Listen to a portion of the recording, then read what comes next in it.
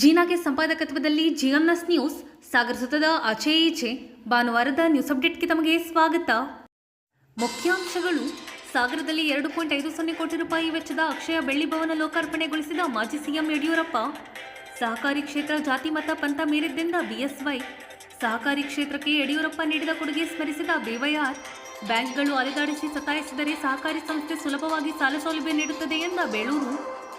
ಅಕ್ಷಯ ಸಂಸ್ಥೆಯನ್ನು ದಿನೇಶ್ ಮತ್ತವರ ತಂಡ ಚೆನ್ನಾಗಿ ನಡೆಸಿಕೊಂಡು ಹೋಗುತ್ತಿದೆ ಎಂದ ಹರತಾಳು. ಅಕ್ಷಯ ಸಾಗರ ಮತ್ತು ಸಹಕಾರಿ ಕ್ಷೇತ್ರ ಕುರಿತು ಮುರುಘಶ್ರೀ ಮತ್ತು ಶ್ರೀಶೈಲ ಪೀಠಾಧೀಶರ ಮಾತು. ವಿದ್ಯಾರಣ್ಯ ಯುವಕ ಸಂಘದ ರಾಜ್ಯೋತ್ಸವ ಕಾರ್ಯಕ್ರಮದಲ್ಲಿ ಕಾಗೋಡು ತಿಮ್ಮಪ್ಪ ಅವರಿಗೆ ಸನ್ಮಾನ. ಲಯನ್ ಸಂಸ್ಥೆಯಿಂದ ಮಕ್ಕಳ ದಿನಾಚರಣೆ ಅಂಗವಾಗಿ ಚಿತ್ರಕಲಾ ಸ್ಪರ್ಧೆ. ಹೌಸ್ ಬಿಲ್ಡಿಂಗ್ ಸೊಸೈಟಿ ಅಧ್ಯಕ್ಷ ಸತೀಶ್ಗೆ ಉತ್ತಮ ಸಹಕಾರಿ. ಈಗ ಸುದ್ದಿಯ ವಿವರ. ಕನ್ನಡ ನೆಲ ಸಹಕಾರಿ ಚಳುವಳಿಯ ತವರು. ಸಹಕಾರಿ ಚಳುವಳಿಯ ಭದ್ರಬೇರು ಕರ್ನಾಟಕದಲ್ಲಿದೆ ಎಂದು ಮಾಜಿ ಮುಖ್ಯಮಂತ್ರಿ ಬಿಎಸ್ ಯಡಿಯೂರಪ್ಪ ತಿಳಿಸಿದರು. ಸಾಗರದ ವಿನೋಬ ನಗರದಲ್ಲಿ ಭಾನುವಾರ ಅಕ್ಷಯ ಸಾಗರ ಸೌಹಾರ್ದ ಸಹಕಾರಿ ಸಂಸ್ಥೆಯ ಬೆಳ್ಳಿ ಹಬ್ಬದ ಅಂಗವಾಗಿ ನಿರ್ಮಿಸಲಾಗಿರುವ ಅಕ್ಷಯ ಬೆಳ್ಳಿ ಭವನ ಲೋಕಾರ್ಪಣೆ ಮಾಡಿ ಅವರು ಮಾತನಾಡುತ್ತಿದ್ದರು. ಸೌಹಾರ್ದ ಸಹಕಾರ ಸಂಘ ವತಿಯಿಂದ ನಿರ್ಮಿಸಿರುವಂತಹ ಅಕ್ಷಯ ಬೆಳ್ಳಿ ಭವನ ಲೋಕಾರ್ಪಣೆಯ ಸಮಾರಂಭದಲ್ಲಿ ನಾವೆಲ್ಲ ಭಾಗವಹಿಸಿದ್ದೇವೆ. ಇಲ್ಲಿ ನಡೆದಿರುವಂತಹ ಎಲ್ಲ ಸಹಕಾರಿ ಬಂಧುಗಳಿಗೆ ನಮ್ಮ ಹೃದಯಪೂರ್ವಕ ಅಭಿನಂದನೆ ಸಲ್ಲಿಸ್ತೇನೆ. ಇದನ್ನ ನೋಡ್ತಾ ಇರುವ ಸಂದರ್ಭದಲ್ಲಿ ನನ್ನ ಸಾರ್ವಜನಿಕ ಜೀವನ ಹೇಗೆ ಪ್ರಾರಂಭ ಆಯಿತು ಅಂತ ಹೇಳಿದ್ರೆ, ಶಿಕಾರಿಪುರದ ವೀರಶೈವ ಸಹಕಾರ ಸಂಘದ ಅಧ್ಯಕ್ಷರಾಗಿ ನಮ್ಮ ಸಾರ್ವಜನಿಕ ಬದುಕು ಆರಂಭ ಆಯಿತು ಎಂದು ಹೇಳಕ್ಕೆ ನನಗೆ ಹೆಮ್ಮೆ ಅನಿಸುತ್ತೆ. ಕಲಾವಿದರಿಗೆ ಜಾತಿ ಧರ್ಮ ಬೇಡ ಎನ್ನುತ್ತಾರೆ, ಆದರೆ ಈ ರೀತಿ ಸಹಕಾರಿಗಳು ಕೂಡ ನಾವೆಲ್ಲರೂ ಜಾತಿ ಧರ್ಮ ಮೀರಿ ಸಮಾಜಕ್ಕಾಗಿ ನಮ್ಮ ಜೀವನ ಮೀಸಲಾಗಿದ್ದೇವೆ. ಈ ಕನ್ನಡದ ನೆಲ ಸಹಕಾರಿ ಚಳವಳಿಯ ತವರು ಒಂದು ತಪ್ಪಾಗಲಿಕ್ಕಿಲ್ಲ. ನಮ್ಮ ದೇಶದ ಮೊದಲ ಸಹಕಾರಿ ಸಂಘ ಕರ್ನಾಟಕದ ಗದಗ ಜಿಲ್ಲೆಯ ಕೈನಹಾಳದಲ್ಲಿ 1905ರಲ್ಲಿ ನೋಂದಣಿಯಾಯಿತು. ಶ್ರೀ ಸಿದ್ದನಗೌಡರ ಸಣ್ಣ ರಾಮನಗೌಡ ಈ ಸಂಘದ ಸಂಸ್ಥಾಪಕ ಅಧ್ಯಕ್ಷರಾಗಿದ್ದರು. ಅವರನ್ನು ನಮ್ಮ ದೇಶದ ಸಹಕಾರಿ ಚಳವಳಿಯ ಪ್ರವರ್ತಕರು ಅಂತಲೇ ಪರಿಗಣಿಸ್ತಾ ಇದ್ದೇವೆ. ಹೀಗೆ ಸಹಕಾರಿ ಕ್ಷೇತ್ರ ಪ್ರಾರಂಭವಾಗಿ ರಾಷ್ಟ್ರೀಯ ಬ್ಯಾಂಕ್ಗಳಿಗೂ ಸಹ ಸವಾಲೊಡ್ಡ ರೀತಿಯಲ್ಲಿ ಬೆಳೀತಾ ಇರುವಂಥದ್ದು ಅತ್ಯಂತ ಸಂತೋಷದ ಸಂಗತಿ. ಇದೇ ರೀತಿ ಬರುವಂಥ ದಿವಸಗಳಲ್ಲಿ ನಮ್ಮ ಅಕ್ಷಯ ಸಹಕಾರ ಸೌಹಾರ್ದ ಸಹಕಾರ ಸಂಘ ಒಳ್ಳೆಯ ರೀತಿ ಬೆಳೆದು ಈ ಸಹಕಾರಿಗಳಿಗೆ ಅನುಕೂಲವನ್ನು ಮಾಡಿಕೊಡುವಂಥ ಶಕ್ತಿ ಕೊಡಲಿ ಅಂತೇಳಿ ಪ್ರಾರ್ಥನೆಯನ್ನು ಮಾಡಿ, ಸಮಯ ಬಹಳ ಆಗಿರೋದ್ರಿಂದ ಹೆಚ್ಚು ಮಾತನಾಡಿದ್ದೇನೆ. ಕಾರ್ಯಕ್ರಮದಲ್ಲಿ ನಾನು ಭಾಗವಹಿಸಿ ಗುರುಗಳ ಒಂದು ಆಶೀರ್ವಾದ ನೀವು ನೋಡುವಂಥ ಅವಕಾಶ ಮಾಡಿಕೊಟ್ಟಂಥ ವ್ಯವಸ್ಥಾಪಕರಿಗೆ ವಂದನೆ, ಅಭಿನಂದನೆ ಸಲ್ಲಿಸಿ ನಾನು ಮಾತನ್ನು ಮುಗಿಸ್ತೇನೆ. ಧನ್ಯವಾದಗಳು. ನಮಸ್ಕಾರ.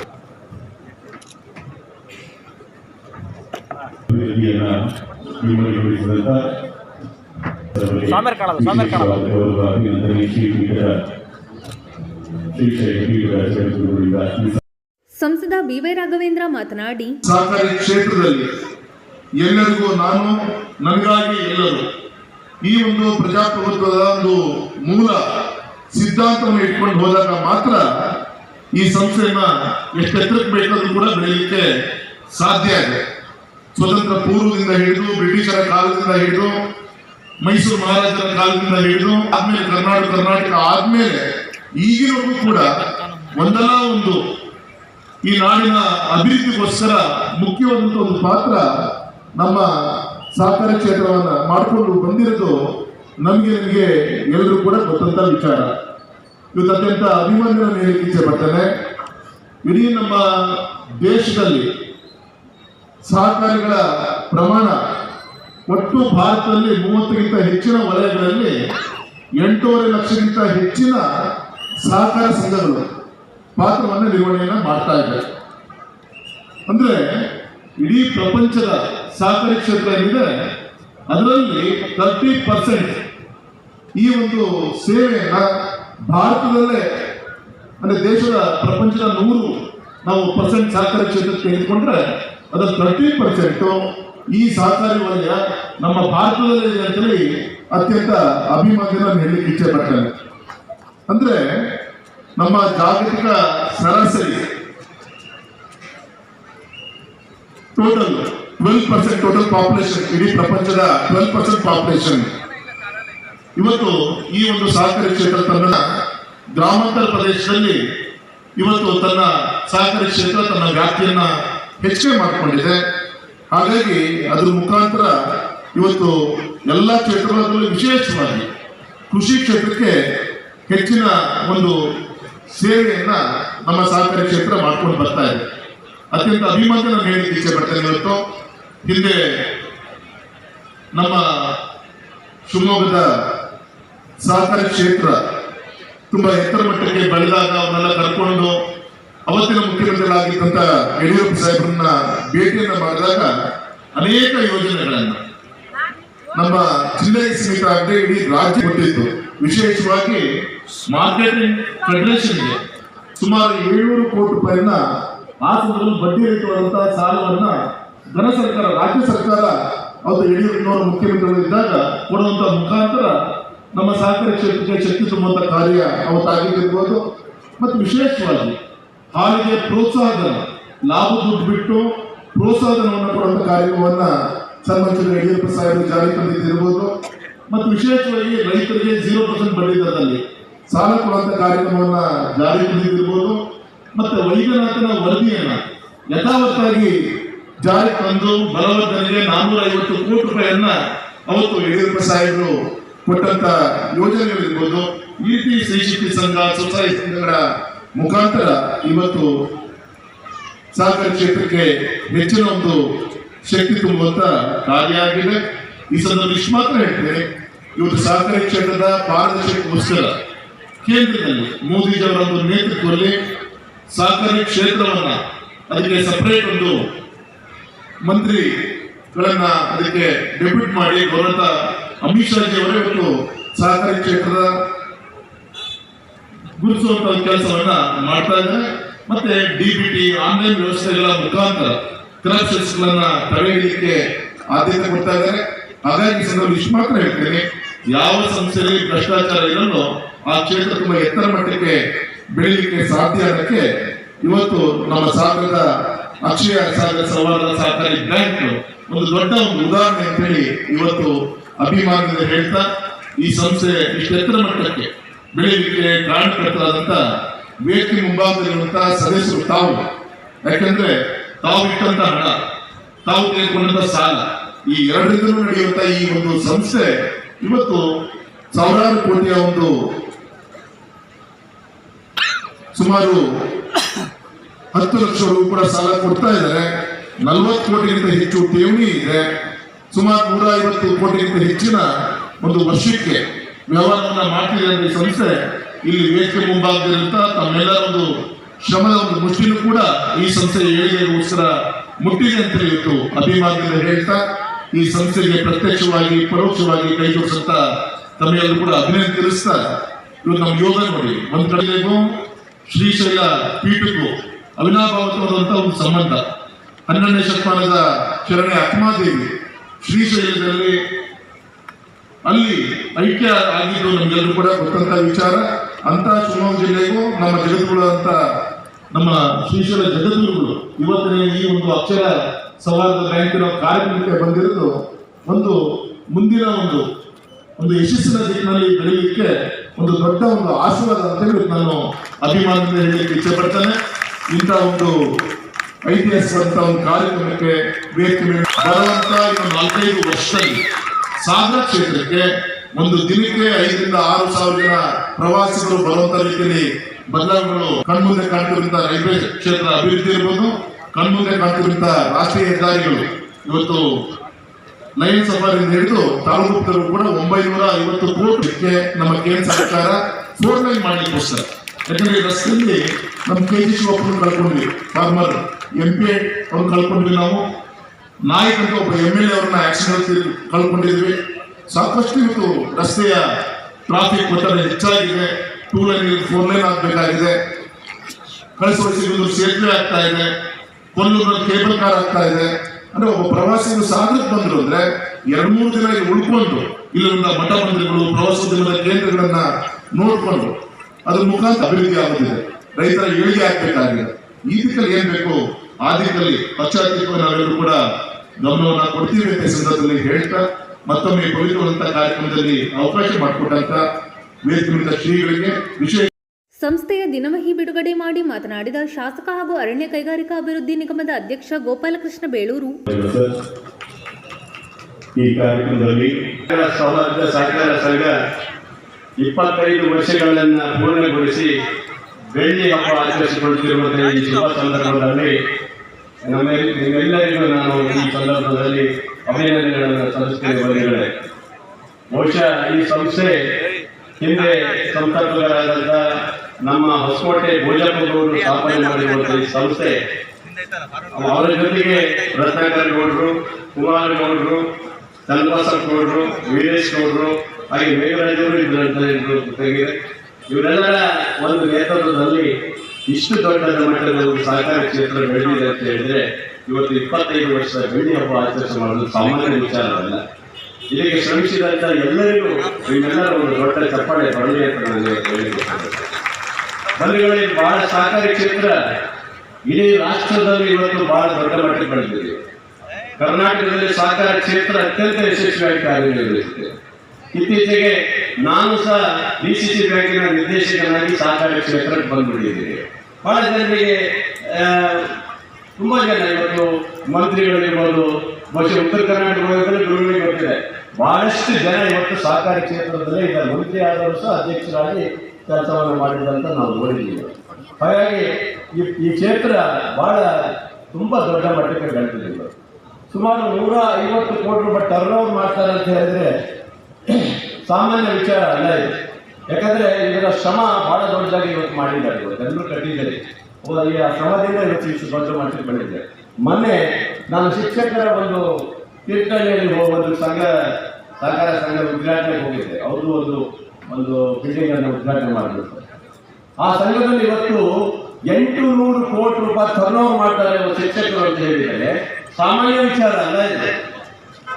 ಇದರಿಂದ ಏನು ಪ್ರಯೋಜನ ಆಗುತ್ತೆ ಅಂತ ಹೇಳಿದ್ರೆ ಬಹಳ ಜನರಿಗೆ ಅರ್ಥ ಆಗಲ್ಲ. ಬಹಳ ಜನರಿಗೆ ಈ ಸಹಕಾರ ಸಂಘದಲ್ಲಿ ಬರೋದಿಲ್ಲ. ನೀವು ಯಾರು ಬರಬೇಕು, ಸಹಕಾರ ಕ್ಷೇತ್ರದಲ್ಲಿ ಸೇರಬೇಕು. ಯಾಕಂದ್ರೆ ನೀವು ಸರ್ಕಾರದ ಯಾವುದೇ ಕೆನರಾ ಬ್ಯಾಂಕು, ಬೇರೆ ಬ್ಯಾಂಕು, ರಾಷ್ಟ್ರೀಕೃತ ಬ್ಯಾಂಕಿಗೆ ಹೋದ್ರೆ, ನಿಮ್ಮ ಮಗಳ ಮದುವೆಗೆ ಮನೆ ಕಟ್ಟಬೇಕಂತ ಹೋದ್ರೆ ನೀವು ಏನು ದಾಖಲೆಗಳು 25 ದಾಖಲೆಗಳು ಕೊಡಬೇಕು. ನಿಮಗೆ ಯಾವುದೇ ಇವತ್ತು ಬಾ, ನಾಳೆ ಬಾ, ನಾಡ್ದು ಬಾ ಅಂತ ಹೇಳಿ ಮಗಳು ಮದುವೆನೂ ಆಗೋದಿಲ್ಲ ಅಥವಾ ಮನೆ ಕಟ್ಟಲಿಕ್ಕೂ ಸಾಧ್ಯ ಆಗುವುದಿಲ್ಲ. ಆದರೆ ಸಹಕಾರ ಕ್ಷೇತ್ರದಲ್ಲಿ ನಿಮ್ಮೆಲ್ಲ ಪರಿಚಿತರೇ ಇರ್ತಾರೆ. ಅಲ್ಲಿ ನಿಮಗೆ ಪರಿಚಯ ಇರ್ತದೆ. ದಾಖಲೆ ಏನು, ನಿಮ್ಮ ಹೆಸರು, ನಿಮ್ಮ ದಾಖಲೆ ಸ್ವಲ್ಪ ಕೊಟ್ಟರು ಸಾಕು, ತಕ್ಷಣ ಬಿಡುಗಡೆ ಮಾಡ್ತಾರೆ. ನಿರ್ದೇಶಕರು ಇರ್ಬೋದು, ನಾವು ಇರ್ಬೋದು. ಅದು ಬಹಳ ಅನುಕೂಲ ಆಗುತ್ತೆ. ಬಹಳ ಜನರಿಗೆ ಗೊತ್ತಾಗುದಿಲ್ಲ. ಅದನ್ನ ಬಹಳ ಇವತ್ತು ಅಡಿಕೆ ಮಿಡಿಯೋದಕ್ಕೆ ಇದೆ, ಅಲ್ಲಿ ಸಹ ಯಾರು ಹೆಚ್ಚಾಗುವುದಿಲ್ಲ. ಬಹಳ ಜನ ಹೊರಗಡೆ ಅಡಿಕೆ ಕೊಡೋದು, ಅವ ಹೋಗಿ ಟೊಪ್ಪಿ ಹಾಕ್ಬಿಡ್ತಾನೆ. ಮೊನ್ನೆ ನೋಡಿದ್ರು ಯಾರು 50 ಲಕ್ಷ ರೂಪಾಯಿ ಟೊಪ್ಪಿ ಹಾಕಿ ಹೋಗಿದ್ದಾನೆ. ಈಗ ಬರ್ತಾರೆ, ಸಾರ್ ನಾನು ಹೇಳಿದ್ರೆ ಯಾಕಪ್ಪ ಎಲ್ಲ ಕೊಡ್ತೀರಿ, ಹೊರಗಡೆ ಹೋಗಿ ಯಾಕೆ ಅಡಿಕೆ ಕೊಡ್ತೀರಿ ಅಂತ ಕಡೆ ಕೊಡಬೇಡಿ. ನೀವು ಸಹಕಾರಿ ಕ್ಷೇತ್ರದಲ್ಲಿ ನೀವು ಅಲ್ಲಿ ಸದಸ್ಯರಾಗಿ ನಿಮ್ಮ ಆರೋಗ್ಯಗಳಿಗೆ, ನಿಮ್ಮ ಭವಿಷ್ಯಕ್ಕೆ, ನಿಮ್ಮ ಮುಂದಿನ ನಿಮ್ಮ ಏರಿಯಾಗೆ ಒಂದು ಸಂಸ್ಥೆ ಇರುತ್ತೆ. ಅದರಿಂದ ಆ ಥರ ಪೂರ್ಣಗೊಳಿಸುವ ಕೆಲಸ ಮಾಡಬೇಕಂತ ಎಚ್ಚರಿಕೆ ಕೊಟ್ಟಿದ್ದೀನಿ. ಇವತ್ತು ನಾನು ಹೇಳೋದಷ್ಟೇ, ಇವತ್ತು ಸಹಕಾರ ಕ್ಷೇತ್ರದಲ್ಲಿ ಶಿವಮೊಗ್ಗ ಜಿಲ್ಲೆಯಲ್ಲಿ DCC ಬ್ಯಾಂಕ್ ಇವತ್ತು ರಾಜ್ಯದಲ್ಲಿ ನಂಬರ್ 1 ಸ್ಥಾನವನ್ನು ನಾವು ಪಡಿತಾ ಇದ್ವಿ ಅಂತ ಹೇಳಿದ್ರೆ ಅದಕ್ಕೆ ಗಟ್ಟಿತನವನ್ನು ಕೊಟ್ಟಿದ್ದೀವಿ. ಇವತ್ತು ಅದಾಗಬೇಕು. ಯಾವುದೇ ಸಹಕಾರ ಕ್ಷೇತ್ರದಲ್ಲಿ ಹಸ್ತಕ್ಷೇಪ ಆಗದ ರೀತಿಯಲ್ಲಿ ಇವತ್ತು ದೊಡ್ಡ ದೊಡ್ಡ ಸಂಸ್ಥೆಗಳು ಮುಳುಗಿ ಹೋಗಿದೆ. ಬೆಂಗಳೂರಿನಂತ ದೊಡ್ಡ ದೊಡ್ಡ ಸಹಕಾರ ಕ್ಷೇತ್ರದಲ್ಲಿ ಸಾವಿರಾರು ಕೋಟಿ ರೂಪಾಯಿ ಸಂಘದಲ್ಲಿ ಮುಳುಗಡೆ ಆಗಿ ಇವತ್ತು ಬಹಳ ಜನ ಮಾತಾಡ್ತಾ ಇದ್ದಾರೆ. ಆ ಥರ ಆಗಬಾರ್ದು. ಇದು ರೈತರು, ಜನಸಾಮಾನ್ಯರು, ಬಡವರ ಪರವಾಗಿರುವಂತಹ ಒಂದು ಸಂಸ್ಥೆ ಇವತ್ತು ದಿನೇಶ್ ಮತ್ತು ಅವರ ಸಂಘಟನೆಗಳು ಇಷ್ಟೊಂದು ದೊಡ್ಡ ಮಟ್ಟಕ್ಕೆ ಕಟ್ಟಿದರೆ ನಿಜವಾಗ್ಲೂ ನಿಮಗೆ ನಾನು ಮತ್ತೊಮ್ಮೆ ಅಭಿನಂದನೆ ಸಲ್ಲಿಸ್ತೇನೆ ಸರ್. ಬಹಳ ಖುಷಿ ಆಯ್ತು. ಯಾಕಂದ್ರೆ ಅದ್ರ ಜೊತೆಗೆ ಒಳ್ಳೆ ಕಟ್ಟಡವನ್ನು ಕಟ್ಕೊಂಡಿದ್ದೀರಿ. ಯಾಕಂದ್ರೆ ಮೊನ್ನೆ ನನಗೆ ಒಂದು ಮಾಹಿತಿ ಬಂದಿದೆ, ಕೆನರಾ ಬ್ಯಾಂಕ್ ಬಂದು DCC ಬ್ಯಾಂಕ್ ಬಂದು ನನಗೂ ಸ್ವಲ್ಪ ಡೆಪಾಸಿಟ್ ಕೊಡಿ ಅಂತ ಕೇಳೋ ಮಟ್ಟಿಗೆ ಬಂದಿದ್ದಾರೆ ಅಂತ ಹೇಳಿದ್ರೆ ನೀವು ರಾಷ್ಟ್ರೀಕೃತ ಬ್ಯಾಂಕ್ ಯಾವ ಮಟ್ಟಿಗೆ ಅಂತ ಯೋಚನೆ ಮಾಡಬೇಕಾಗಿದೆ. ಅದರಿಂದ ಸಹಕಾರಿ ಕ್ಷೇತ್ರ ಬಹಳ ಎತ್ತರಕ್ಕೆ ಬೆಳೆಯಬೇಕಾದ್ರೆ ನಿಮ್ಮೆಲ್ಲರ ಸಹಕಾರ ಇರಬೇಕು. ಈ ರೀತಿಯಾದಂತಹ ವ್ಯವಸ್ಥೆಯಿಂದ ನಾನು ರಾಜಕೀಯವಾಗಿ ಯಾವುದೂ ಮಾತಾಡಲಿಕ್ಕೆ ಹೋಗುವುದಿಲ್ಲ. ಬಹಳಷ್ಟು ಅಭಿವೃದ್ಧಿ ಮಾಡಬೇಕಾದ್ರೆ ಈ ಕ್ಷೇತ್ರದ ಒಬ್ಬ ಶಾಸಕನಾಗಿ ನಮ್ಮದೇ ಆದಂತಹ ಸರ್ಕಾರ ಇರೋದ್ರಿಂದ 5 ವರ್ಷದಲ್ಲಿ ಪ್ರಮಾಣ. ಮಾಜಿ ಸಚಿವ ಹರತಾಳು ಹಾಲಪ್ಪ ಮಾತನಾಡಿ, ವಿಶೇಷವಾಗಿ ಮುಂದಾಳತ್ವ ವಹಿಸಿ ಮಾಡಿದ್ದು ಕೇಳ್ಪಟ್ಟಿದ್ದೇವೆ. ಚೆನ್ನಾಗಿ ನಡೀತಾ ಇದೆ. ಇವತ್ತು ಕೂಡ ದಿನೇಶ್ ಮತ್ತು ಅವರ ತಂಡ ಒಳ್ಳೆ ರೀತಿ ನಡೆಸಿಕೊಂಡು ಹೋಗ್ತಾ ಇದೆ. ಒಂದು ನಡೀಲಿ ಅಂತೇಳಿ ಭಗವಂತನಲ್ಲಿ ಮತ್ತು ಪೂಜ್ಯ ಸ್ವಾಮೀಜಿಯವರಿಗೆ ಪ್ರಾರ್ಥನೆ ಮಾಡ್ತೇವೆ. ಕೋಆಪರೇಟಿವ್ ದೊಡ್ಡ ವ್ಯವಸ್ಥೆ ಇದೆ. ಈ ವ್ಯವಸ್ಥೆ ಕಳೆದ 100 ವರ್ಷಗಳಲ್ಲಿ ಭಾರತದಲ್ಲಿ ಸಾಕಷ್ಟು ಕೆಲಸ ಮಾಡಿದೆ. 2006-2007 ದಶಕದಲ್ಲಿ ತುಂಬ ತೊಂದರೆಗೊಳಗಾಗಿತ್ತು. ಕರ್ನಾಟಕ ರಾಜ್ಯದಲ್ಲಿ ಎಲ್ಲಿ ನೋಡಿದ್ರು ಹೋರಾಟಗಳು, ಸ್ಟ್ರೈಕ್ಗಳು, ಸೊಸೈಟಿ ಸಾಲ ಕಟ್ಟಕ್ಕಾಗದೆ ಬಡ್ಡಿ ಕಟ್ಟಕ್ಕಾಗದೆ ಇರ್ತಕ್ಕಂಥ ಸಂದರ್ಭದಲ್ಲಿ ಯೋಗ ಯಡಿಯೂರಪ್ಪನವರು ಆ ಕಾಲಕ್ಕೆ ಮೊದಲನೇ ಬಾರಿಗೆ ಉಪಮುಖ್ಯಮಂತ್ರಿಯಾಗಿ ಅಧಿಕಾರ ಹೇಳಿದರು. ಉಪಮುಖ್ಯಮಂತ್ರಿಯಾಗಿ ಅಧಿಕಾರ ಹೇಳಿದಾಗ ಕೇವಲ 3% ಬಡ್ಡಿ ಕೊಡ್ತೇನೆ, ದಯವಿಟ್ಟು ರೈತರಿಗೆ ಸಾಲ ಕೊಡಿ, ರೈತರಿಗೆ ಧ್ವನಿಯಾಗಿ ನಿಲ್ಲೋಣ ಅಂತ ಹೇಳಿ ಉಪಮುಖ್ಯಮಂತ್ರಿಯಾಗಿ ಧೈರ್ಯ ತುಂಬಿದರು. ಯೋಗ ಮತ್ತೆ 2008ರಲ್ಲಿ ಮುಖ್ಯಮಂತ್ರಿ ಆದರು. 0% ಬಡ್ಡಿ ರಹಿತ ಸಾಲವನ್ನು ರೈತರಿಗೆ ಕೊಟ್ಟು ಈ ಕೋಆಪರೇಟಿವ್ ಮೂವ್ಮೆಂಟ್ ಅನ್ನು ಮತ್ತೊಮ್ಮೆ ಎತ್ತಿರುವುದು. 100 ವರ್ಷಗಳ ಹಿಂದೆ ಪ್ರಾರಂಭ ಆಗಿ 1900ರಲ್ಲಿ ಪ್ರಾರಂಭ ಆಗಿ 2000 ಇಸ್ವಿಯಲ್ಲಿ ಅದು ಎಲ್ಲೂ ಮುಗಿಸ್ತಿರ್ತಕ್ಕಂಥ ಸಂದರ್ಭದಲ್ಲಿ ಪುಣ್ಯಾತ್ಮ ಯಡಿಯೂರಪ್ಪ ಒಂದು ಧೈರ್ಯ ತುಂಬತಕ್ಕಂಥ ಕೆಲಸ ಮಾಡಿ ಸಾಲ ಕೊಡಿಸಿ ರೈತರಿಗೂ ಅನುಕೂಲ ಆಯಿತು, ಸೊಸೈಟಿಗಳಿಗೆ ಅನುಕೂಲ ಆಯಿತು. ಕೋಆಪರೇಟಿವ್ ಮೂವ್ಮೆಂಟು ಮತ್ತೊಮ್ಮೆ ಮುಂದೆ ಬರುವಾಗ ಆಗಿದೆ. ಇದನ್ನು ನಾವು ನೆನಪು ಮಾಡ್ಕೋಬೇಕು. ಈ ಹಾಲಿನ ಸೊಸೈಟಿಗಳು ಕೇಳ್ತಿದ್ವಿ ನಾವು, ಅದು ಹಾಲು ಕಳೆದವರಿಗೆ ಏನೂ ಸಿಗ್ತಿರಲಿಲ್ಲ. ಆಗ ಯಡಿಯೂರಪ್ಪ ಯೋಚನೆ ಮಾಡಿದರು, ಮುಖ್ಯಮಂತ್ರಿಯಾಗಿ ಗೌರವಧನ ಕೊಡ್ತೇನೆ, ಸಹಾಯಧನ ಕೊಡ್ತೇನೆ ಅಂತ ಹೇಳಿ ಅದು ಇವತ್ತು 6 ರೂಪಾಯಿವರೆಗೆ ಆಗಿದೆ ಒಂದು ಲೀಟ್ರಿಗೆ. ಇತ್ತೀಚಿನ ದಿನಗಳಲ್ಲಿ ಅದು ಸ್ವಲ್ಪ ತಡ ಆಗ್ತಾ ಇದೆ ರೈತರಿಗೆ ಸಂದಾಯಗಳು, ಅದನ್ನು ಬೇಗ ಕೊಡಬೇಕು ಅಂತ ಈ ಸಂದರ್ಭದಲ್ಲಿ. ಶ್ರೀಶೈಲ ಪೀಠದ 1008 ಜಗದ್ಗುರು ಡಾಕ್ಟರ್ ಚನ್ನಸಿದ್ದರಾಮ ಪಂಡಿತಾರಾಧ್ಯ ಶಿವಾಚಾರ್ಯ ಸ್ವಾಮಿಗಳು ಹಾಗೂ ಮುರುಘಾ ಮಠದ ಡಾಕ್ಟರ್ ಮಲ್ಲಿಕಾರ್ಜುನ ಮುರುಘರಾಜೇಂದ್ರ ಸ್ವಾಮಿಗಳು ಮಾತನಾಡಿ, ಸವಿಯನ್ನು ಸವಿತಾರೆ. ಜೀವನ ಸಾಮಾಜಿಕ ವ್ಯವಸ್ಥೆ ಚೆನ್ನಾಗಿ ನಡ್ಕೊಂಡು ಹೋಗ್ಬೇಕು ಅಂತಂದ್ರೆ ಅಲ್ಲಿಯೂ ಕೂಡ ಸಹಕಾರ ಅತ್ಯಂತ ಅವಶ್ಯಕ. ಸಹಕಾರ ಅಂದ್ರೆ ಬೇರೆ ಏನಲ್ಲ. ಈಗಾಗಲೇ ಜಗದ್ಗುರುಗಳು ಅವರು ಹೇಳಿದಂತೆ ನಾನೊಬ್ಬನೇ ಉಣ್ಣೋದು ಸಹಕಾರ ಅಲ್ಲ, ನಮ್ಮ ಜೊತೆಗೆ ಎಲ್ಲರನ್ನು ಕರ್ಕೊಂಡು ಊಟ ಮಾಡೋದೇ ನಿಜವಾಗಿರುವಂತ ಸಹಕಾರ. ನಾನು ದುಡಿದದ್ದು ನನಗಾಗಿರಲಿ ಅನ್ನೋದು ಸ್ವಾರ್ಥ. ಆದ್ರೆ ನಾನು ದುಡಿದದ್ದನ್ನ ಎಲ್ಲರ ಜೊತೆ ಹಂಚ್ಕೊಂಡು ಊಟ ಮಾಡ್ತೇನೆ ಅನ್ನೋದೇ ಸಹಕಾರ. ಹಂಚ್ಕೊಂಡು ಊಟ ಮಾಡ್ತೇನೆ ಅನ್ನೋದೇ ಸಹಕಾರ. ಈ ಪ್ರಪಂಚದೊಳಗ ಯಾರು ದೊಡ್ಡವರು, ಯಾರು ಗೌರವಕ್ಕೆ ಪಾತ್ರರಾಗ್ತಾರೆ ಅಂತ ಕೇಳಿದ್ರ ಯಾರು ಸಹಕಾರ ಮನೋಭಾವನೆಯನ್ನು ಇಟ್ಕೊಂಡು ಬೆಳೀತಾರೋ ಅವರೇ ದೊಡ್ಡವರಾಗ್ತಾರ. ಅವರಿಗೇನೆ ಸಮಾಜ ಗೌರವ ಕೊಡ್ತಾರೆ. ಒಂದು ಸಂದರ್ಭ ದೇವತೆಗಳು ಮತ್ತು ರಾಕ್ಷಸರ ಮಧ್ಯದಲ್ಲಿ ಬಹಳ ದೊಡ್ಡ ಜಗಳ ಆಯಿತು. ರಾಕ್ಷಸರಿಗೆ ಬರ್ತದೆ, ಕುಂತ್ರ ಹೇಳಕ್ ಬರ್ತದೆ, ಎದ್ರ ಕೂಡ್ಲಿಕ್ಕೆ ಬರ್ತದೆ. ಕಳ್ಕೊಳ್ತಾ ಇದ್ದೇವೆ. ಇವತ್ತು ನಾವು ಪ್ರಾಣಿಗಳನ್ನು ನೋಡಿ ಕಲಿಬೇಕಾಗುವಂತ ಸ್ಥಿತಿ ನಿರ್ಮಾಣ ಆಗಿದೆ.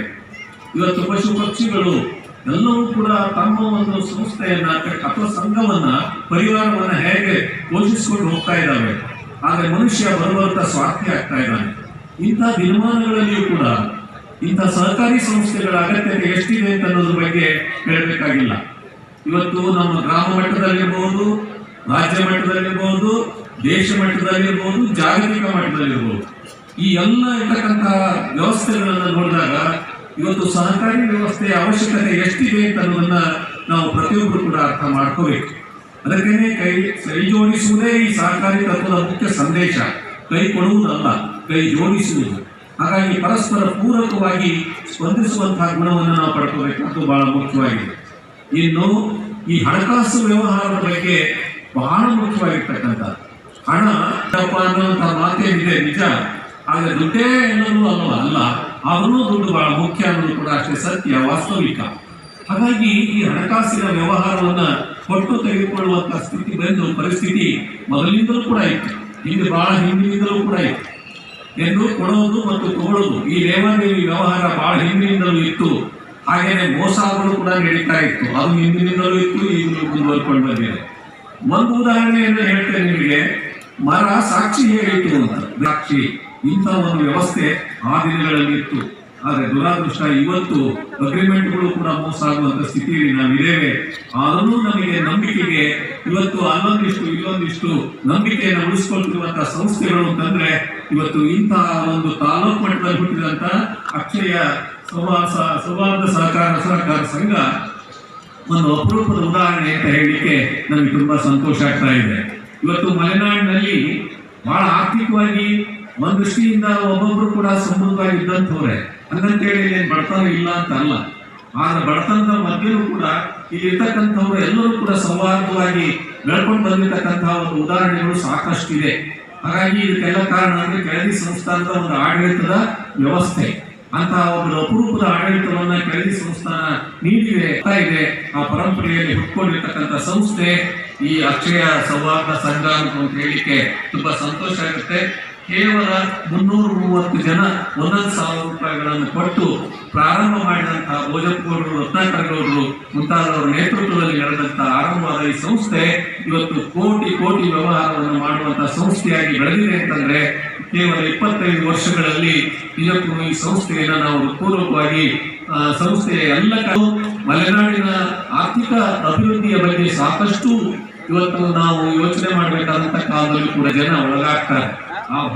ಈ ಭಾಗದ ಜನರು ಎಷ್ಟೋ ಜನ ಇವತ್ತು ಕೂಡ ಒಳ್ಳೆ ಜಮೀನು ಸಿಗಲಾರದೆ ಆ ಕಡೆ ಎಲ್ಲೆಲ್ಲೋ ಬಯಲು ಸೀಮೆ ಕೊಟ್ಟ ಜಮೀನನ್ನು ಆಶ್ರಯಿಸಿಕೊಂಡು ಬದುಕುವಂತಹದ್ದನ್ನು ಕೂಡ ನಾವು ನೋಡ್ತಾ ಇದ್ದೇವೆ. ಶರಾವತಿ ಮುಳುಗಡೆ ಪ್ರದೇಶದವರು ಎಷ್ಟೆಲ್ಲ ಇವತ್ತು ಅನಾಥರಾಗಿ ಕೂಡ ಇದ್ದಾರೆ. ಇಂಥೆಲ್ಲ ಹಿನ್ನೆಲೆಯಲ್ಲಿ ಸಮಸ್ಯೆಗಳು ಇದಾವೆ. ಇಲ್ಲದೇ ಆದಂತಹ ಪ್ರಾದೇಶಿಕ ಸಮಸ್ಯೆಗಳು ಕೂಡ ಇದಾವೆ. ಇಲ್ಲಿ ಯಾವುದೇ ಕೈಗಾರಿಕೆಗಳು ಮತ್ತೊಂದು ಆರ್ಥಿಕ ಅಭಿವೃದ್ಧಿಗೆ ಇಲ್ಲಿ ಯಾವುದೇ ಕೂಡ ವಾತಾವರಣ ಇವತ್ತು ಕೂಡ ಇಲ್ಲ. ಇಂತಹ ಒಂದು ಹಿನ್ನೆಲೆಯಲ್ಲಿ ಆರ್ಥಿಕವಾಗಿ ಈ ಪ್ರದೇಶ ಮಲೆನಾಡು ಪ್ರದೇಶ ಬೆಳೆಯಬೇಕು ಅಂದ್ರೆ ಕೇವಲ ಅಡಿಕೆಯನ್ನು ಆಶ್ರಯಿಸಿಕೊಂಡು ಬೆಳೆಯುವಂತ ಕಾಲ ಹೋಗ್ತಕ್ಕ ಬೆಳೆಗಳನ್ನು ಬೆಳೆಯಲಿಕ್ಕೆ ರೈತರಿಗಾಗಲಿ ಅಥವಾ ಬೇರೆ ಇಂಡಸ್ಟ್ರಿಗಳು ಕೈಗಾರಿಕೆಗಳನ್ನ ಇಲ್ಲಿ ಬರಲಿಕ್ಕೆ ಅವಕಾಶಗಳನ್ನು ಮಾಡಿಕೊಡುವಂತಹ ವ್ಯವಸ್ಥೆ ಆಗಲಿ ಇವತ್ತು ಬೇಕಾಗಿದೆ. ಇನ್ನು ಸಾಮಾನ್ಯವಾಗಿರ್ತಕ್ಕಂತಹ ಗೃಹಸ್ಥರು ಕೂಡ ಸಾಮಾನ್ಯ ರೈತರು ತಮ್ಮ ಕುಟುಂಬ ನಿರ್ವಹಣೆಯನ್ನು ಕೂಡ ತಮ್ಮ ಕೃಷಿ ಕಾಯಕವನ್ನಾಗಲಿ ಸಮರ್ಥವಾಗಿ ಮುನ್ನಡೆಸ್ಕೊಂಡು ಬರಲಿಕ್ಕೆ ಆರ್ಥಿಕ ಸಹಕಾರ ಅನ್ನುವಂಥದ್ದು ಬೇಕಾಗ್ತಾ ಇದೆ ಅಂತ ಕಾರ್ಯವನ್ನ ನಮ್ಮ ಈ ಅಕ್ಷಯ ಸಾಗರ ಸಂಸ್ಥೆ ಮಾಡ್ತಾ ಬಂದಿದೆ ಅಂತ ಹೇಳಲಿಕ್ಕೆ ತುಂಬಾ ಸಂತೋಷ ಆಗ್ತಾ ಇದೆ. ಈ ಹಣಕಾಸಿನ ವ್ಯವಸ್ಥೆ ಹುಟ್ಟಿದ್ದೇ ಮಣಿಪಾಲ್ನಲ್ಲಿ, ನಿಮ್ಗೆಲ್ಲ ಗೊತ್ತಿದೆ. ಆತ TNA ಪೈ ಅಂತವಂತ ಒಬ್ಬ ಆದರ್ಶ ವೈದ್ಯ, ಆ ವೈದ್ಯ ಮನೆಗೆ ಅಳಲೆಕಾಯಿ ಔಷಧ ಕೊಟ್ಟಂತ ಅಲ್ಲಿ ಜನರ ಆರ್ಥಿಕ ಸ್ಥಿತಿಯನ್ನು ನೋಡಿ ಅವ್ರಿಗೆ ಪರಿಹಾರವನ್ನ ಆಗ್ಲಿ ಅಂತ ಹೇಳಿ ಒಂದು ವ್ಯವಸ್ಥೆಯನ್ನು ಹುಟ್ಟಾಕಿದ. ಇವತ್ತು ದೇಶಾದ್ಯಂತ ಹುಟ್ಟಿರುವ ಸಂಸ್ಥೆಗಳೆಲ್ಲ ಆ ಮೂಲದಿಂದಲೇ ಬಂದಿರುವಂತವು. ತವರು ಅಂತ ಹೇಳ್ತೀವಿ ನಾವು, ಬ್ಯಾಂಕಿಂಗ್ ವ್ಯವಸ್ಥೆಗೆ ತವರು. ಆ ವ್ಯವಸ್ಥೆ ಇವತ್ತು ಇಲ್ಲೂ ಕೂಡ ಬೆಳ್ಕೊಂಡು ಬರಲಿಕ್ಕೆ ಕಾರಣ ಆಗಿದೆ. ನಮ್ಮ ಮಲೆನಾಡಿನಲ್ಲಿ ಅಂದು ಆ ಇಬ್ಬರು ಹಿರಿಯರ ನೇತೃತ್ವದಲ್ಲಿ ಯುವಕರು ಸೇರಿಕೊಂಡು ಕಟ್ಟಿದಂತ ಸಂಸ್ಥೆ ಇವತ್ತು ಕೂಡ ಒಬ್ಬ ಯುವ ನಾಯಕ BG ದಿನೇಶ್ ಅವರು ಏನಿದ್ದಾರೆ ಅವರ ನೇತೃತ್ವದಲ್ಲಿರ್ತಕ್ಕಂಥ ಎಲ್ಲ ಆಡಳಿತ ಮಂಡಳಿಯವರು ಬಹಳ ಸಮರ್ಥ ರೀತಿಯಿಂದ ಒಬ್ಬ ಯುವಕ ಈ ಮಟ್ಟಕ್ಕೆ ತನ್ನ ಒಂದು ಆರ್ಥಿಕ ಸಂಸ್ಥೆಯನ್ನ ಮುನ್ನಡೆಸಿಕೊಂಡು ಬರಲಿಕ್ಕೆ ಏನೆಲ್ಲ ಸಹ ಪ್ರಯತ್ನಗಳು ನಡೆದಿರಬಹುದು ಅನ್ನೋದನ್ನ ನೀವೆಲ್ಲ ಊಹಿಸಿಕೊಳ್ಬಹುದು. ಅಂತಹ ಒಂದು ಪ್ರಯತ್ನ ಈ ಒಂದು ಸಂಸ್ಥೆಯ ಮೂಲಕ ಆಗಿದೆ ಅವರ ನೇತೃತ್ವದಲ್ಲಿ ಅಂತ ಹೇಳಲಿಕ್ಕೆ ತುಂಬಾ ಸಂತೋಷ. ಈ ಸಂಸ್ಥೆ ಕೇವಲ 25 ವರ್ಷದಲ್ಲಿ ನೋಡಿ 97ರಲ್ಲಿ ಆರಂಭವಾಯಿತು. ನಾವು ಅಂದು ದೀಪ ಹಚ್ಚಿ ಈ ಸಂಸ್ಥೆಯನ್ನ ಆ ಸಂಸ್ಥೆ 25 ವರ್ಷಗಳ ರಜತ ಮಹೋತ್ಸವವನ್ನು ಆಚರಿಸುವ ಈ ಶುಭ ಪ್ರಸಂಗದಲ್ಲೂ ಕೂಡ ನಾವು ಇವತ್ತು ಉಪಸ್ಥಿತರಿದ್ದೇವೆ. ಈ ಸಂದರ್ಭಕ್ಕೆ ಈ ನಾಡನ್ನ ಅತ್ಯಂತ ಸಮರ್ಥ ರೀತಿಯಿಂದ ಸಮೃದ್ಧಗೊಳಿಸಿದಂತಹ ಆದರ್ಶ ಅಪರೂಪದ ನಾಯಕ ಸನ್ಮಾನ್ಯ BS ಯಡಿಯೂರಪ್ಪನವರು ಅವರ ಒಂದು ಸಮ್ಮುಖದಲ್ಲಿ ಇವತ್ತು ಈ ಕಾರ್ಯಕ್ರಮ ಆಯೋಜನೆಯಾಗಿರುವುದು ಅತ್ಯಂತ ಅರ್ಥಪೂರ್ಣ ಔಚಿತ್ಯ. ವೇದಿಕೆಯಲ್ಲಿ ಮಳಲಿ ಮಠದ ಶ್ರೀಗಳು, ಜಡೆಮಠದ ಶ್ರೀಗಳು, ಕೋಣಂದೂರು ಬ್ರಹ್ಮನ್ ಮಠದ ಶ್ರೀಗಳು, ಮೂಲೆಗದ್ದೆ ಮಠದ ಶ್ರೀಗಳು, ಕ್ಯಾಸನೂರು ಮಠದ ಶ್ರೀಗಳು, ಮಾಜಿ ಸಚಿವ Haratalu Halappa, ನಂಜನಗೌಡ್ರು, AR Prasannakumar, Mallikarjun Hakre, BA ಇಂದೂಧರಗೌಡ, Chandrashekhar, Nagabhushan Kalmane, MH ಗೌಡ್ರು, ಬಸಪ್ಪ ಗೌಡ್ರು, ಜಗದೀಶ್ ಒಡೆಯರ್, MS ಗೌಡರ್ ಇನ್ನಿತರರು ಹಾಜರಿದ್ದರು. ನಂದಿನಿ ಬಸವರಾಜ್ ಪ್ರಾರ್ಥಿಸಿದರು. ಅಕ್ಷಯ ಸಾಗರ ಸೌಹಾರ್ದ ಸಹಕಾರಿ ಅಧ್ಯಕ್ಷ BG ದಿನೇಶ್ ಪರದವಳ್ಳಿ ಸ್ವಾಗತಿಸಿದರು. TD ಮೇಘರಾಜ್ ಪ್ರಾಸ್ತಾವಿಕ ಮಾತನಾಡಿದರು. ಲೋಕನಾಥ್ ಬಿಳಿಸಿರಿ ವಂದಿಸಿದರು. ಸಮನ್ವಯಾಕಾಶಿ ಕಾರ್ಯಕ್ರಮ ನಿರೂಪಿಸಿದರು. ನಂತರ ವಿವಿಧ ಕಲಾ ತಂಡಗಳಿಂದ ಸಾಂಸ್ಕೃತಿಕ ಕಾರ್ಯಕ್ರಮ ನಡೆಯಿತು. ನಾಡು ನುಡಿ ಸಂಸ್ಕೃತಿಯನ್ನು ಉಳಿಸಿ ಬೆಳೆಸಿಕೊಂಡು ಹೋಗಬೇಕು. ಕನ್ನಡ ನಾಡಿಗೆ ತನ್ನದೇ ಆದ ಮಹತ್ವ ಇದೆ ಎಂದು ಮಾಜಿ ಸಚಿವ ಕಾಗೋಡು ತಿಮ್ಮಪ್ಪ ತಿಳಿಸಿದರು. ಸಾಗರದ ಕೆಳದಿರಾಣಿ ಚೆನ್ನಮ್ಮಾಜಿ ವೃತ್ತದಲ್ಲಿ ಶನಿವಾರ ವಿದ್ಯಾರಣ್ಯ ಯುವಕ ಸಂಘದ ವತಿಯಿಂದ ಏರ್ಪಡಿಸಿದ್ದ ಕನ್ನಡ ರಾಜ್ಯೋತ್ಸವ ಕಾರ್ಯಕ್ರಮದಲ್ಲಿ ಅವರು ಸನ್ಮಾನ ಸ್ವೀಕರಿಸಿ ಮಾತನಾಡುತ್ತಿದ್ದರು. ಆತ್ಮೀಯ ಬಂಧುಗಳೇ, ಇಲ್ಲಿ ನೆರೆದಂತ ಆತ್ಮೀಯರೇ, ಇವತ್ತಿನ ಈ ಕಾರ್ಯಕ್ರಮವನ್ನು ನೋಡಿ ನನಗೆ ಆನಂದ ಆಗಿದೆ. ಎಷ್ಟು ಮಾತನ್ನು ಹೇಳಿದ್ರು ಸಾಕಾಗದ ರೀತಿಯಾದ ಸ್ಥಿತಿಯಲ್ಲಿ ನಾನು ನಿಂತಿದ್ದೀನಿ ಮಾನಸಿಕವಾಗಿ. ಇವತ್ತು ಖಂಡಿತವಾಗಿ ಈ ಸಂಘಟನೆಯನ್ನ ಮಾಡಿ ಈ ಒಂದು ಕಾರ್ಯಕ್ರಮವನ್ನ ಅತ್ಯಂತ ಯಶಸ್ವಿಯಾಗಿ ಏರ್ಪಾಡು ಮಾಡಿರ್ತಕ್ಕಂಥ ನನ್ನೆಲ್ಲ ಮಾನ್ಯ ಸ್ನೇಹಿತರಿಗೆ ಕೃತಜ್ಞತೆಯನ್ನು ಈ ಸಂದರ್ಭದಲ್ಲಿ ನಾನು ಸಲ್ಲಿಸ್ತೇನೆ. ಈ ಸಂಸ್ಕೃತಿಯನ್ನು ಉಳಿಸಿ ಬೆಳೆಸಿಕೊಂಡು ಹೋಗ್ಬೇಕು ಅಂತ ಹೇಳಿ ನಿಮ್ಮೆಲ್ಲರ ಪಾದಕ್ಕೆ ಸಾಷ್ಟಾಂಗ ನಮಸ್ಕಾರ ಮಾಡಿ ಪ್ರಾರ್ಥನೆ ಮಾಡಿಕೊಳ್ತೇನೆ.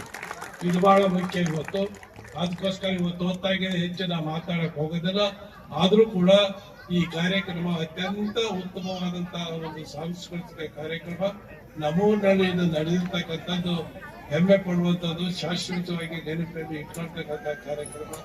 ಇದಕ್ಕೋಸ್ಕರವಾಗಿ ನಾನು ತಮ್ಮೆಲ್ಲರಿಗೂ ಕೂಡ ಕೃತಜ್ಞತೆ ಸಲ್ಲಿಸಿ ನನ್ನ ಎರಡು ಮಾತನ್ನು ಕಾರ್ಯಕ್ರಮದ ಅಧ್ಯಕ್ಷತೆ ವಹಿಸಿ ಮಾತನಾಡಿದ ಸಂಘದ ಅಧ್ಯಕ್ಷ ಪ್ರದೀಪಾಚಾರಿ, ಸದಸ್ಯರು ಮೊದಲಿಂದನೂ ಕೂಡ ನಮಗೆ ಬೆನ್ನು ತಟ್ಕೊಂಡು ಬರ್ತಾ ಇದ್ದಾರೆ. ಅವರ ಒಂದು ನಮ್ಮ ಬೆನ್ನ ಹಿಂದೆ ಅವರು ಇರೋದ್ರಿಂದ, ಹಾಗೆ ನಮ್ಮ ಈ ಬಡಾವಣೆಯ ಹಾಗೂ ಸಾಗರದ ದಾನಿಗಳ ಸಹಕಾರದಿಂದ ನಾವು ಈ ಕಾರ್ಯಕ್ರಮವನ್ನ ಅತ್ಯಂತ ಯಶಸ್ವಿಯಾಗಿ ನಡೆಸ್ಕೊಂಡು ಬರ್ತಾ ಇದ್ದೇವೆ. ಇಲ್ಲಿ ನಾವು ಯಾವ ಕಾರ್ಯಕ್ರಮಗಳನ್ನು ಮಾಡ್ತಾ ಇದೀವಿ, ರಾಜ್ಯೋತ್ಸವ ಕಾರ್ಯಕ್ರಮ ಮಾಡ್ತಿದ್ದೀವಿ. ಹಾಗೆಯೇ ರಾಷ್ಟ್ರೀಯ ಹಬ್ಬಗಳು, ಸ್ವಾತಂತ್ರ್ಯ ದಿನಾಚರಣೆ, ಗಣರಾಜ್ಯೋತ್ಸವ, ಹಾಗೆಯೇ ರಕ್ತದಾನ ಶಿಬಿರಗಳಂತಹ ಕಾರ್ಯಕ್ರಮಗಳನ್ನ ಮುಂದುವರ್ಸ್ಕೊಂಡು ಬರ್ತಾ ಇದ್ದೇವೆ.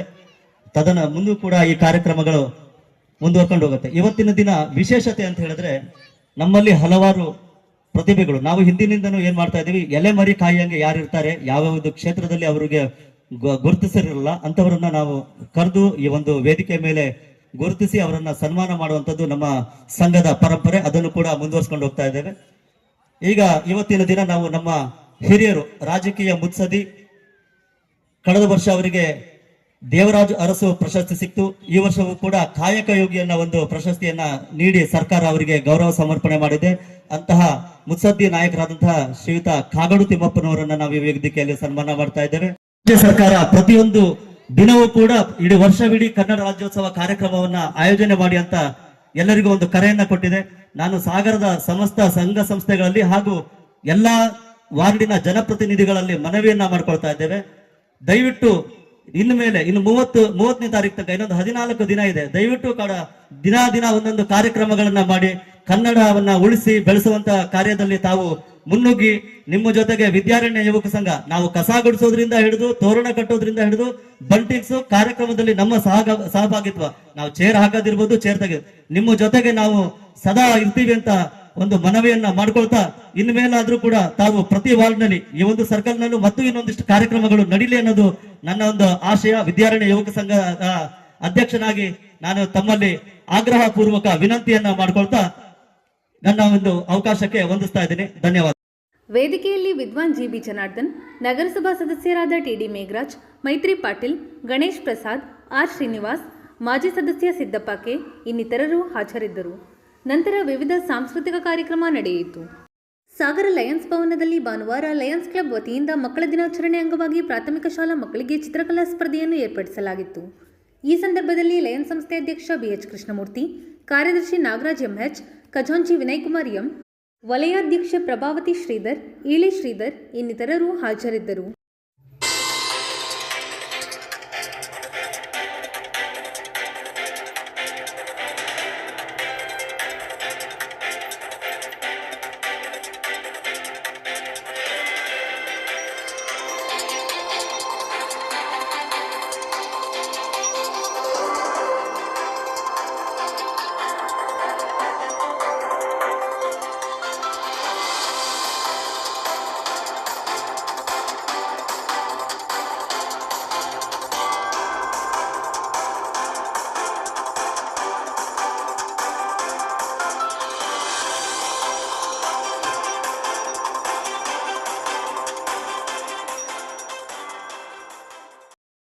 ಸಾಗರ ಆರ್ಯಡಿಗರ ಸಭಾಭವನದಲ್ಲಿ ಶನಿವಾರ ನಡೆದ 71ನೇ ಅಖಿಲ ಭಾರತ ಸಹಕಾರಿ ಸಪ್ತಾಹದಲ್ಲಿ ಸಾಗರ ಪಟ್ಟಣ ಹೌಸ್ ಬಿಲ್ಡಿಂಗ್ ಕೋಆಪರೇಟಿವ್ ಸೊಸೈಟಿ ಅಧ್ಯಕ್ಷ ಸತೀಶ್ ಕೆ ಅವರಿಗೆ ಉತ್ತಮ ಸಹಕಾರಿ ಪ್ರಶಸ್ತಿ ನೀಡಿ ಗೌರವಿಸಲಾಯಿತು. ಈ ಸಂದರ್ಭದಲ್ಲಿ ಶಾಸಕ ಗೋಪಾಲಕೃಷ್ಣ ಬೇಳೂರು, ಡಾಕ್ಟರ್ ಆರ್.ಎಂ. ಮಂಜುನಾಥ್ ಗೌಡ, ವಿದ್ಯಾಧರ್, ಸುರೇಶ್ ವಾಟಗೋಡು, ಮರಿಯಪ್ಪ ಇನ್ನಿತರರು ಹಾಜರಿದ್ದರು. ಇದು ಭಾನುವಾರದ ಸಮಗ್ರ ಸುದ್ದಿ. ನಿರಂತರ ಸುದ್ದಿಗಾಗಿ ನೋಡ್ತಾ ಇರಿ GNS ನ್ಯೂಸ್. ನಮಸ್ಕಾರ.